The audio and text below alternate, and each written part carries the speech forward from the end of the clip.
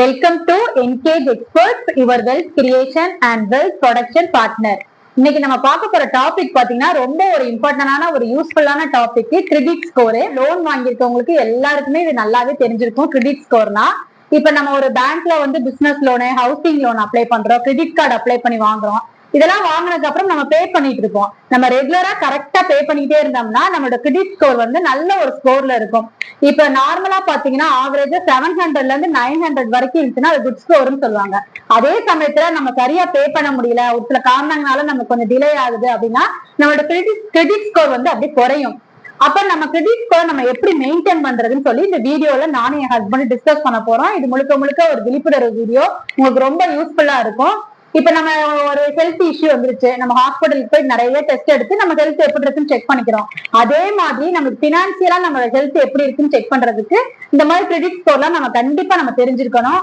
Credit score கரெக்டா இருந்தால் மட்டுமே தான் நமக்கு ஹோம் லோனு, எந்த ஒரு கிரெடிட் கார்டு அப்ளை பண்ணாலும் நம்மளுக்கு கிடைக்கும். நல்ல ஒரு கிரெடிட் ஸ்கோர் இருந்துச்சுன்னா நமக்கு நல்ல ஒரு கவர்மெண்ட் பேங்க்ல இல்ல நல்ல பேங்க்ல வந்து ஆவரேஜா ஒரு மினிமம் இன்ட்ரெஸ்ட் ரேட்ல நமக்கு லோன் எல்லாம் கிடைக்கும். இது நிறைய பெனிஃபிட் இருக்கு. அதனால நம்ம எப்படி நம்ம கிரெடிட் ஸ்கோரை நம்ம மெயின்டைன் பண்றது, நம்ம எப்படி கரெக்டா வச்சுக்கிறதுன்னு சொல்லி இப்ப டிஸ்கஸ் பண்ண போறோம். நானே என் ஹஸ்பண்டும் இந்த வீடியோ ஸ்கிப் பண்ணாம கடைசி வரைக்கும் பார்த்தாதான் நிறைய நம்ம கொடுக்குற டிப்ஸ் உங்களுக்கு தெரிய வரும். அதனால சேனலை சப்ஸ்கிரைப் பண்ணுங்க. இப்ப வாங்க வீடியோக்குள்ள போலாம். இப்ப முதல்ல வந்து கிரெடிட் ஸ்கோரை பத்தி ஒரு இன்ட்ரோ கொடுத்துட்டு கிரெடிட் ஸ்கோர் ஏன் அவ்வளவு ஒரு இம்பார்ட்டன்ஸ் அப்படின்ற பத்தி ஒரு விளக்கம் கொடுங்க.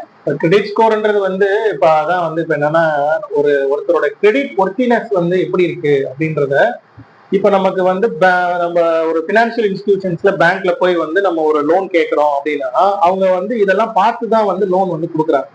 ஸோ அந்த கிரெடிட் ஸ்கோர், சிபில் ஸ்கோர் அப்படின்றது வந்து ஒரு குறியீடு மாதிரி தான். 300ல இருந்து 900 வந்து இந்த பாயிண்ட்ஸ் வச்சிருக்காங்க. இப்போ ஒரு 750க்கு மேல கிரெடிட் ஸ்கோர் இருந்தால் இவங்க வந்து ஒரு நல்ல கிரெடிட் ஒர்த்தினஸ் இருக்கு, இவங்களுக்கு லோன் கொடுத்தால் இவங்க வந்து கரெக்டா ரீபேமெண்ட் பண்ணுவாங்க, மிஸ் பண்ணாம பண்ணுவாங்க அப்படின்றது அதோட மீனிங். கிரெடிட் ஸ்கோர் கம்மியாகுது அப்படின்னா அவங்க ஏற்கனவே வந்து வாங்கின அந்த கிரெடிட் கார்டுலயோ இல்ல லோன்லயோ வந்து சின்ன சின்ன மிஸ்டேக்ஸ் பண்ணிருப்பாங்க. இப்ப வந்து அந்த டியூ டேட்டுக்கு கரெக்டா பே பண்ணாம இருந்திருப்பாங்க, கிரெடிட் கார்டை வந்து ரொம்ப நாள் வந்து அந்த இன்ட்ரெஸ்ட் எல்லாம் பே பண்ணாம மிஸ் பண்ணி அந்த மாதிரி நிறைய ப்ராப்ளம்ஸ் இருந்திருக்கும். ஸோ இந்த மாதிரி ஒரு நமக்கு வந்து மணி லெண்ட் பண்ற பேங்க், பினான்சியல் இன்ஸ்டிடியூஷன்ஸ் வந்து ஒருத்தரோட ஒரு தனி நபரோட இல்ல ஒரு பிசினஸோட கிரெடிட் ஒர்த்தினஸ் எப்படி இருக்கு அப்படின்றத வந்து அவங்க பிக்ஸ் பண்ணி ஒரு குறியீடு மாதிரி வச்சுக்கிறதுக்காக இருக்கிறதா இந்த சிபில் ஸ்கோர். இப்போ வந்து சிபில் ஸ்கோரை வந்து ரெண்டு கேட்டகரியா டிஸ்கஸ் பண்ண போறோம். சேலரி பீப்புள், பிசினஸ் பீப்புள்னா சேலரி பீப்புள் அவங்க எப்படி மெயின்டைன் பண்ணலாம் அவங்களோட கிரெடிட் ஸ்கோரை நல்லா ஹையா வச்சுக்கிறதுக்கு? சேலரி பீப்புள் அப்படின்னா அவங்க வந்து கண்டிப்பா ஒரு அக்கௌண்ட் இருக்கும், அவங்க சேலரி வரக்கூடிய அக்கௌண்ட் இருக்கும். ஏன்னா இப்ப கிரெடிட் ஸ்கோரே வந்து பேங்க்ல வந்து டிரான்சாக்ஷன் பண்றவங்க இந்த மாதிரி ஆட்களுக்கு தான் கிரெடிட் ஸ்கோரே இருக்கும்.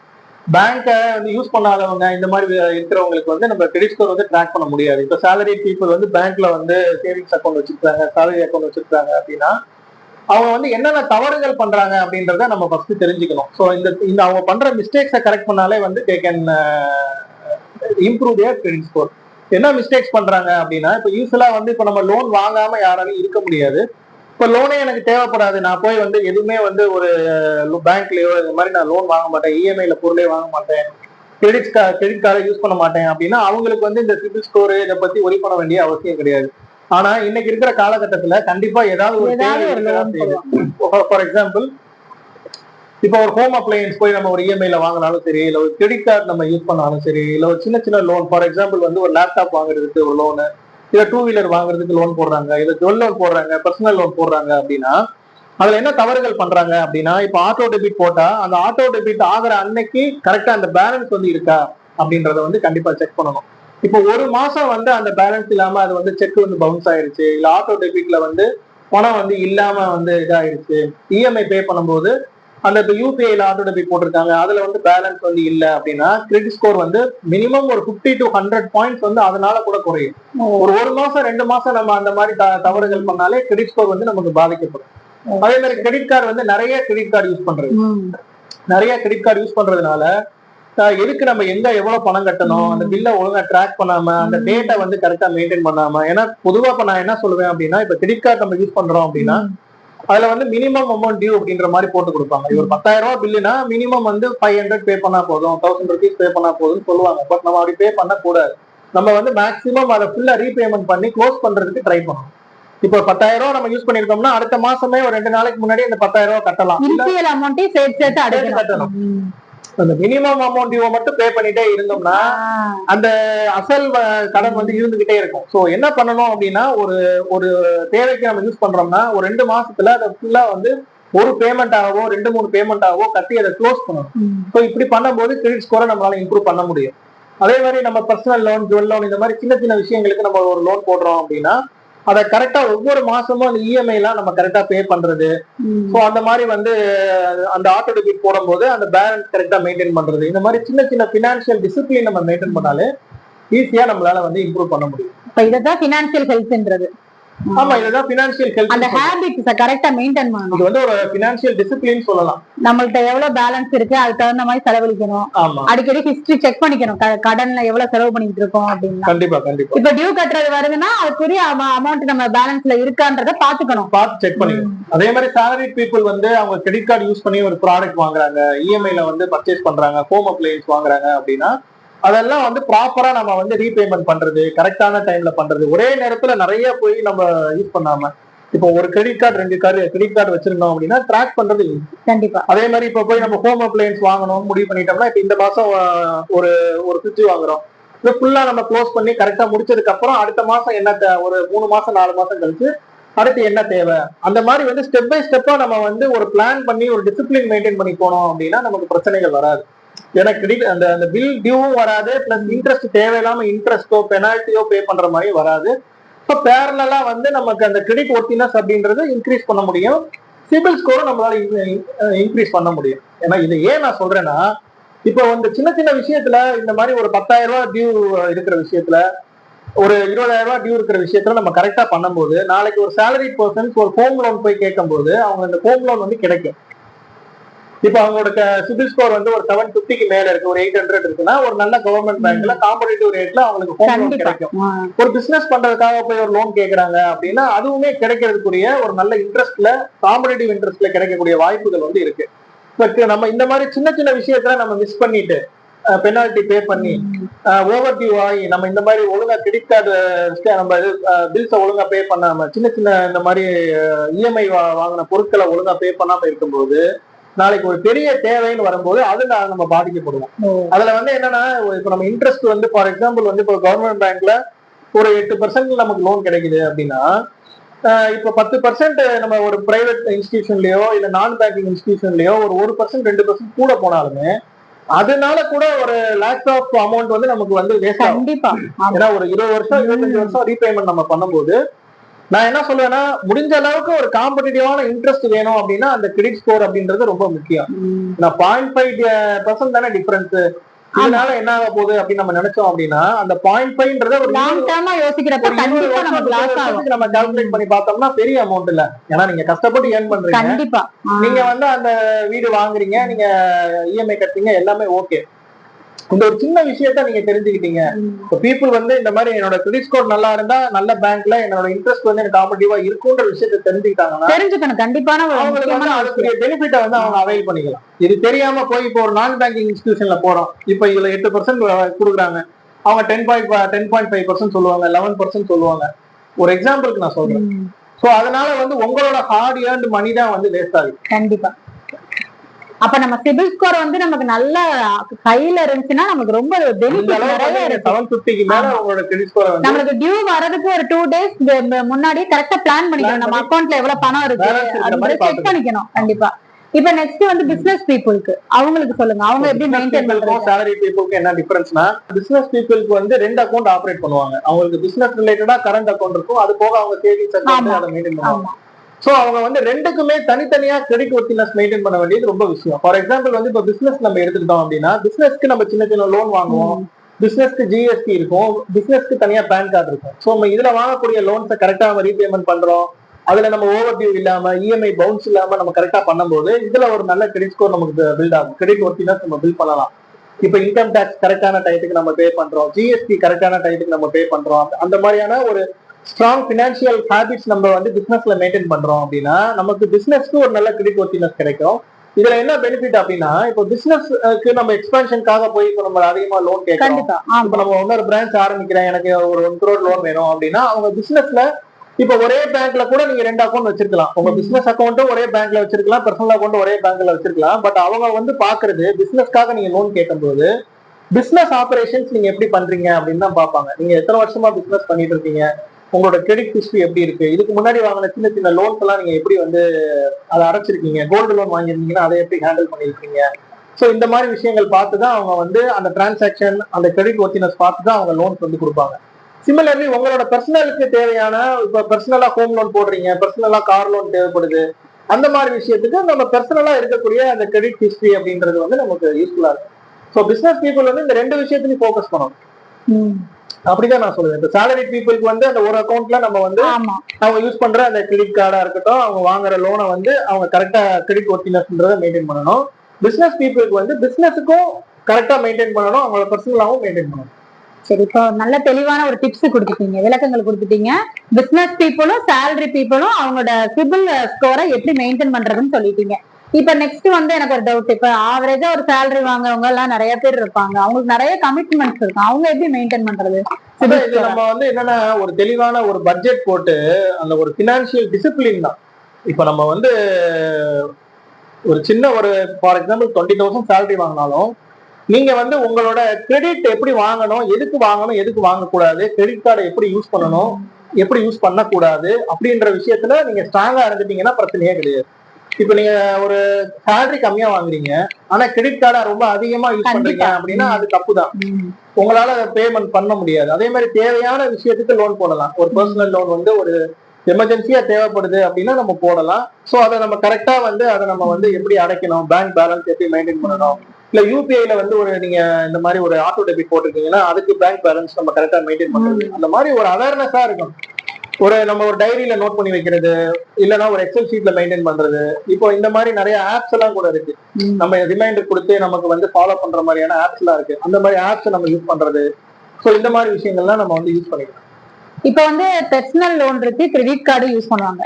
இப்ப இது ரெண்டுல ரொம்ப கிரெடிட் ஸ்கோர் வந்து கம்மி ஆகுறது எதனால, எதுல நிறைய தவறுகள் நடக்குதுன்னா கிரெடிட் கார்டு யூசேஜ்ல நிறைய தவறுகள் நடக்குது. இப்ப கிரெடிட் கார்டுல நான் சொன்ன மாதிரி என்ன பண்ணுவாங்கன்னா அந்த மினிமம் அமௌண்ட் டியூ மட்டும் பே பண்ணுவாங்க. ரொம்ப நாள் இழுத்துக்கிட்டே இருப்பாங்க. அந்த ஒரு 1 லட்ச ரூபா அவங்க பெண்டிங் வச்சிருக்காங்கன்னா 1 லட்ச ரூபா வந்து ரொம்ப நாள் இழுத்துட்டே போவாங்க. ஒண்ணு அதை இஎம்ஐயா கன்வெர்ட் பண்ணி மாசம் மாசம் பே பண்ணி க்ளோஸ் பண்ணலாம், இல்லைன்னா நம்ம வந்து பார்ஷியல் அமௌண்டா எவ்வளவு மேக்சிமம் முடியுமோ அந்த மாதிரி நம்ம வந்து பேமெண்ட் பண்றதுன்னு பார்க்கணும். நம்ம வந்து பில் டேட் 2 நாளைக்கு முன்னாடி 3 நாளைக்கு முன்னாடியே பேமெண்ட் பண்ணிடுறது நல்லது. கடைசி நிமிஷம் வரைக்கும் நம்ம வெயிட் பண்ணக்கூடாது. சோ அந்த மாதிரி கிரெடிட் கார்டுல ரொம்ப ரொம்ப நம்ம கவனமா இருக்கணும். இப்ப கிரெடிட் கார்டு வந்து அந்த ஃபுல்லா எக்ஸீட் அமௌண்ட் ஃபுல்லா யூஸ் பண்ணிடணுமா, அதனால நம்ம கிரெடிட் ஸ்கோர் பாதிக்கும். வந்து இப்போ ஒரு லிமிட் கொடுத்திருப்பாங்க. இப்போ ஃபார் எக்ஸாம்பிள் வந்து இப்போ 1 lakh லிமிட் கொடுத்திருக்காங்கன்னா 1 lakh நம்ம யூஸ் பண்ணணும்ன்றது கிடையாது. 1 lakh ஃபுல்லா யூஸ் பண்ணோம்னா இவர் ரொம்ப கடன் அதிகமா யூஸ் பண்றாருன்ற மாதிரி எடுத்துக்குவாங்க. ஒரு நமக்கு தேவையான அளவு ஒரு 25%, 30% மேக்ஸிமம் ஒரு 40% அந்த கிரெடிட் லிமிட்டை யூஸ் பண்ணிட்டு அதை கரெக்டா அந்த ஒரு ரீபேமெண்ட் கரெக்டா பண்ணிடணும். அதுதான் ரொம்ப முக்கியம். இப்ப ஜாயிண்ட் அக்கௌண்ட்ல வந்து பிசினஸ் தொடங்கியிருப்பாங்க, அவங்க வந்து ஒரு லோன் அப்ளை பண்ணி வாங்கிருக்கலாம். ஒரு பர்சன் நல்லா பே பண்ணிட்டே இருக்காங்க, ஒரு பர்சன் சரியா பே பண்ணலன்னா கிரெடிட் ஸ்கோர் குறையுமா? கண்டிப்பா அதனால ஒரு இம்பாக்ட் இருக்கதான் செய்யும். ஏன்னா இப்ப வந்து ஜாயிண்ட் அக்கௌண்ட்ல வாங்கியிருக்காங்கன்னா இப்ப வந்து அவ ஒருத்தர் பே பண்ணாட்டியுமே வந்து அதனால சிபில் பாதிக்கப்படதான் செய்யும். ஸோ அதனால நம்ம பேசி வச்சு கரெக்டா அதை வந்து நம்ம அந்த பிசினஸ் அக்கௌண்ட்ன்றது வந்து நம்ம கரெக்டா பண்ணணும். அது ஜாயிண்ட் அக்கௌண்டா சிங்கிள் அக்கௌண்டா அப்படின்றதெல்லாம் கிடையாது. நம்ம ஒரு லோன் வாங்குறோம் அப்படின்னா அந்த லோனை கரெக்டான அந்த டியூ டேட்டுக்கு முன்னால நம்ம பேமெண்ட் பண்றோமா, அதுதான் முக்கியம். ஆட்டோ டெபிட் தான் போடுறாங்க, 99% ஆட்டோ டெபிட் தான் போடுறாங்க. அந்த ஆட்டோ டெபிட்டுக்கு பேலன்ஸ் வந்து நம்ம மெயின்டைன் பண்றோமா அப்படின்றத மானிட்டர் பண்ணணும், அவ்வளவுதான். இப்ப ஒரே பேங்க்ல வந்து பல லோன் வாங்கியிருக்கோம், நிறைய கிரெடிட் கார்டு வச்சிருக்கோம் அப்படின்றப்ப நம்மளோட சிபில் ஸ்கோர் குறையறதுக்கு இதெல்லாம் ஒரு காரணமா இருக்குமா? சிபில் ஸ்கோர் வந்து அதான் ஒழுங்கா ரீபேமெண்ட் பண்ணலன்னா குறையும். இப்ப ஒரு பேங்க்ல வச்சிருக்கோம் இல்ல 2-3 பேங்க்ல வச்சிருக்கோன்றதெல்லாம் அதுல இஷ்யூ கிடையாது. நம்ம வந்து அதை ஒழுங்கா வந்து நம்ம யூஸ் பண்ணிட்டு அதை ஒழுங்கா ரீபேமெண்ட் கரெக்டா பண்ணல, இல்ல பேமெண்ட் வந்து நம்ம மிஸ் பண்ணிட்டோம், 2-3 தடவை வந்து பவுன்ஸ் ஆயிருச்சு, ஆட்டோ டெபிட் போய் வந்து பேலன்ஸ் இல்லைன்னு வந்துருச்சு, இந்த மாதிரி இஷ்யூ நடக்கும்போது கிரெடிட் ஸ்கோர் வந்து குறையும். இப்ப வந்து கிரெடிட் கார்டு வந்து நம்ம கரெக்ட் பண்ணுவோம், அப்ளை பண்ணி வாங்கிருக்கோம், நல்லா கரெக்டா பே பண்றோம், நம்மளோட சிபில் ஸ்கோருக்கு வந்து நல்லா கரெக்டா இருக்கு, அந்த கிரெடிட் கார்டை ஃபுல்லா யூஸ் பண்ணியாச்சு, பே பண்ணி முடிச்சிட்டோம். நெக்ஸ்ட் நம்ம அப்ளை பண்ணி புதுசா வாங்குறப்ப இந்த ஒரு குட் ஆவரேஜ் ஸ்கோர் இருக்குல்ல அது கிடைக்குமா? நியூ அப்ளை பண்றோம். ரொம்ப நாளா ஒரு கிரெடிட் கார்டு வச்சிருக்கீங்க, நீங்க பேமெண்ட் கரெக்டா பண்ணிட்டு இருக்கீங்கன்னா உங்களுக்கு அதனால ஒரு கிரெடிட் நல்லா இருக்கும், ஒரு கிரெடிட் ஸ்கோர் இருக்கும். அதை நீங்க க்ளோஸ் பண்ணிட்டு நீங்க அடுத்து புது கிரெடிட் கார்டு போகும்போது புது கிரெடிட் கார்டு தான் பார்ப்பாங்க. பட் இருந்தாலும் அது எல்லாமே ரெக்கார்ட்ல இருக்கும். நீங்க ஏற்கனவே இந்த மாதிரி வாங்கியிருக்கீங்க, கிரெடிட் கார்டு யூஸ் பண்ணிருக்கீங்க, நீங்க பேமெண்ட் பண்ணிருக்கீங்க, இல்ல எங்கெங்கெல்லாம் வந்து நீங்க வந்து தப்பு பண்ணீங்க எல்லாமே ரெக்கார்ட் ஆயிருக்கும். பட் என்ன கேட்டா இப்ப நீங்க ஒரு கிரெடிட் கார்டு வச்சிருக்கீங்க, ஒரு 10 வருஷமா யூஸ் பண்றீங்க, பேமெண்ட் கரெக்டா பண்றீங்கன்னா அந்த கிரெடிட் கார்டையே கண்டினியூ பண்றது நல்லது. அதை எதுக்கு நம்ம கேன்சல் பண்ணணும்? ஸோ அது ஒரு கிரெடிட் ஸ்கோர் நல்லா மெயின்டைன் ஆகிட்டே இருக்குல்ல. ஸோ நம்ம வந்து கண்டினியூ பண்றது நல்லது. ஒரு சின்ன சின்ன பர்ச்சேஸ் பண்ணி ஏதாவது ஒரு டிராவல் புக்கிங்கோ அந்த மாதிரி ஏதாவது ஒரு ஃபியூல் பண்றதுக்கோ யூஸ் பண்ணிட்டு அதை கரெக்டான டைம்ல நீங்க அதை ரீபேமெண்ட் பண்ணி அதை மெயின்டைன் பண்ணிட்டே இருந்துட்டு நாளைக்கு நம்ம ஒரு பிசினஸ் லோன் தேவைப்படுது, ஒரு ஹோம் லோன் தேவைப்படுதுன்னு போகும்போது அது யூஸ்ஃபுல்லா இருக்கும். சரி, இப்ப லோனுக்கு வந்து லோன் அப்ளை பண்ணணும். இப்ப நானு ஆனா என்னோட சிபில் ஸ்கோர் வந்து ரொம்ப கம்மியா இருக்கு. அப்ப நான் எப்படி அப்ளை பண்றது? ஏதாவது வாய்ப்புகள் இருக்கா? பிக்ஸட் டெபாசிட்ல அமௌண்ட் இருந்தா ஒரு வாய்ப்பு இருக்குன்னு சொல்றாங்க. பிக்ஸட் டெபாசிட்ல உங்களுக்கு வந்து இப்போ பேங்க்ல 1 லட்ச ரூபா வச்சிருக்கீங்க, நீங்க போய் லோன் வந்து 20 லட்ச ரூபா கேட்டீங்கன்னா அதை ஒன்றும் பெருசா அவங்க கன்சிடர் பண்ண மாட்டாங்க. ஒன்னொன்னு சிபில் ஸ்கோர் இன்க்ரீஸ் பண்றது அப்படின்றது 1 மாசத்துல 2 மாசத்துல நடக்கிற விஷயம் கிடையாது. இது வந்து கன்சிஸ்டன்டா மாச கணக்குல நம்மளோட அந்த நம்மளோட அந்த லைபிலிட்டிஸை நம்ம எப்படி ஹேண்டில் பண்றோம் அப்படின்ற ஹேபிட்டுக்கு தான் அது ரிஃப்ளெக்ஷன் ஆகுது. ஸோ நீங்க ஒரு லோன் போடணும்னு முடிவு பண்ணீங்கன்னா அட்லீஸ்ட் முதல்ல ஒரு 1 வருஷம் 2 வருஷம் இதெல்லாம் கரெக்ட் பண்ணுங்க. நீங்க ஏற்கனவே இருக்கிற இந்த மாதிரி உங்களோட லோன்ஸா இருக்கட்டும், கிரெடிட் கார்ட்ஸா இருக்கட்டும், அதை ப்ராப்பரா நீங்க வந்து மெயின்டைன் பண்றதுக்கு ட்ரை பண்ணுங்க. பட் அதே நேரத்துல நீங்க வந்து உங்களுக்கு இந்த கிரெடிட் ஸ்கோர் கம்மியா இருக்கு அப்படின்னா அதை நம்ம ஒண்ணும் பண்ண முடியாது. நம்ம ஒரு 2-3 வருஷம் அதை நல்லா இம்ப்ரூவ் பண்ணிதான் ஆகணும். ரெகுலரா பே பண்ணிக்கிட்டே இருக்கணும். கரெக்டா. இப்ப வந்து பேன் கார்டு, ஆதார் கார்டு எல்லாம் மிஸ் மேட்சா இருக்கு ஒரு சில பேருக்கு. அப்ப அவங்களுக்கு வந்து இந்த சிபில் ஸ்கோர் குறையறதுக்கு இது ஒரு வாய்ப்பு காரணங்களா இருக்குமா? அது வந்து கேவைசி வந்து கண்டிப்பா செக் பண்ணாம உங்களுக்கு கிரெடிட் கார்டும் தர மாட்டாங்க, லோனும் தர மாட்டாங்க. இப்போ போய் மிஸ் மேட்ச் ஆகுதுன்னா அந்த மிஸ் மேட்ச் எல்லாம் சரி பண்ணாதான் லோன் கிடைக்கும். ஸோ அந்த மாதிரி சிச்சுவேஷன் வரக்கூடிய வாய்ப்புகளே இருக்காது. இப்போ நீங்க பேங்க்ல போய் ஒரு பர்சனல் கேட்குறீங்கன்னா உங்க பேன் கார்டு, ஆதார் கார்டு தான் கேட்பாங்க. பேன் கார்டுல நேம் வந்து ஒரு ஸ்பெல்லிங் மிஸ்டேக் இருக்கு அப்படின்னா அதை சரி பண்ணிட்டு வாங்கன்னு தான் சொல்லுவாங்க. அதனால அது வாய்ப்பு கிடையாது. இப்ப நீங்க வந்து சிபில் ஸ்கோர் அப்ப செக் பண்ணிக்கீங்கன்னு சொல்றீங்க. அது எப்படி செக் பண்றது? இது டவுன்லோட் ஆப்ஷன் கூகுள்ல போனோம்னா நம்ம CIBIL score free CIBIL score போட்டோம்னா நிறைய வெப்சைட்ஸ்ல இருக்கு.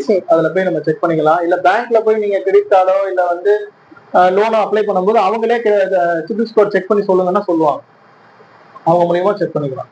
நான் ஷேர் பண்ண விஷயங்கள் எல்லாமே உங்களுக்கு ரொம்ப யூஸ்ஃபுல்லா இருந்திருக்கும் அப்படின்ற மாதிரி நான் பிலீவ் பண்றேன். நம்மளோட என்கேஜ் எக்ஸ்பர்ட்ஸ் பொறுத்த அளவுக்கு உங்களுக்கு வந்து பர்சனல் ஃபினான்ஸ் ரிலேட்டடா உங்களுக்கு எந்த சப்போர்ட் தேவைப்பட்டாலும் சரி, ஃபார் எக்ஸாம்பிள் வந்து டாக்ஸ் ரிலேட்டடா டாக்ஸ் பெனிஃபிட்ஸை நாங்கள் எப்படி அவாய்ட் பண்ணணும், என்னென்ன ஸ்கீம்ஸ்ல நம்ம இன்வெஸ்ட்மெண்ட் பண்ணணும், அதே மாதிரி இன்சூரன்ஸ்ல உங்களுக்கு வந்து ஏதாவது டவுட்ஸ் இருக்கு, life insurance, term insurance, health இன்சூரன்ஸ்ல எதுவும் டவுட்ஸ் இருக்கு, இல்ல உங்க வெஹிக்கிள் இன்சூரன்ஸ்ல எதுவும் டவுட்ஸ் இருந்தா கூட நீங்க என்கேஜ் எக்ஸ்பர்ட்ஸை நீங்க வந்து கான்டாக்ட் பண்ணலாம்.